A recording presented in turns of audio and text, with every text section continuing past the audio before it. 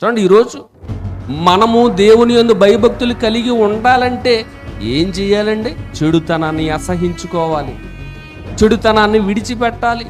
చెడుతనాన్ని విడిచిపెట్టిన వాడే నిజంగా దేవుడంటే భయము భక్తి కలిగిన వాడండి.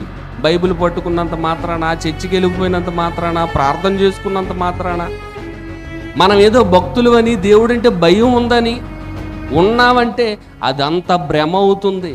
ఎందుకంటే దేవుడు చెప్తున్నాడు కదా, చెడుతనాన్ని అసహించుకొనుటయే యెహోవా యందు భయభక్తులు కలిగి ఉండుట.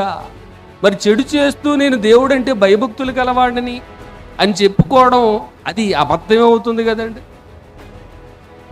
ఒక పక్కన చెడు చేస్తూ, ఒక పక్క నేను భక్తుడిని, దేవుడంటే నాకు బోల్డ్ భయం ఉంది, నేను ప్రార్థన చేసుకుంటాను, నేను చర్చికి వెళ్తాను, బైబిల్ చదువుకుంటాను, నాకు దేవుడంటే బోల్డ్ భయం అని అనడంలో ఏమైనా అర్థం ఉందా? ఒకసారి ఆలోచించండి ప్రియమైన దేవుని వారలారా. దేవుని యందు భయం కలిగి ఉండడం అంటే, భయభక్తులు కలిగి జీవించడం అంటే చెడుతనం చేయకుండా బ్రతకడం.